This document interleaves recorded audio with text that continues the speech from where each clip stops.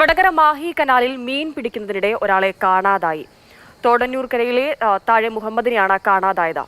അഗ്നിരക്ഷാസേനയും പോലീസും നാട്ടുകാരും തിരച്ചിൽ നടത്തുകയാണ്. ഇംതിയാസ് വിവരങ്ങളുമായി. ഇംതിയാസ്, എപ്പോഴാണ് ഇദ്ദേഹത്തെ കാണാതായത്? വലിയ ഒഴുക്കുള്ള ഒരു സ്ഥലമാണെന്ന് തോന്നുന്നല്ലോ. ദിവിഷ് മണി, ഹിമ, ഇന്ന് ഉച്ചയ്ക്ക് 12 മണിയോടെയാണ് വടകര മാഹി കനാലിൽ ഇങ്ങനെയൊരു അപകടം ഉണ്ടാവുന്നത്. മാഹി കനാലിന്റെ കന്നഡ ഭാഗത്ത് ഇയാൾ ഒറ്റയ്ക്ക്, മുഹമ്മദ് എന്നാണ് ഇയാളുടെ പേര്, തോടന്നൂർ വരക്കൂൽ താഴെ സ്വദേശി മുഹമ്മദ്, ഇതാണ് അയാളുടെ പേര്. അവർ കനാലിന്റെ കന്നഡ ഭാഗത്ത് ഒറ്റയ്ക്ക് വല വീശി മീൻ പിടിക്കുകയായിരുന്നു. അങ്ങനെ മീൻ പിടിക്കുന്നതിനിടയിൽ അബദ്ധത്തിൽ കനാലിലേക്ക് വീണുപോയതാണ്. കഴിഞ്ഞ ദിവസം ഇന്നലെയും ഒക്കെ ഉണ്ടായ മഴ കാരണം കനാലിൽ വലിയ രീതിയിലുള്ള വെള്ളമുണ്ട്, ഒഴുക്കുണ്ട്. ആ ഒഴുക്കിൽ പെട്ടു എന്നാണ് ഇപ്പോൾ മനസ്സിലാക്കുന്നത്.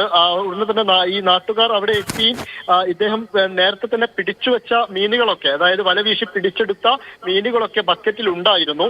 അങ്ങനെയാണ് ഇയാൾ വെള്ളത്തിലേക്ക് വീണു എന്ന നിഗമനത്തിലേക്ക് എത്തുന്നത്. ഉടനെ തന്നെ നാട്ടുകാർ തിരച്ചിൽ ആരംഭിച്ചു.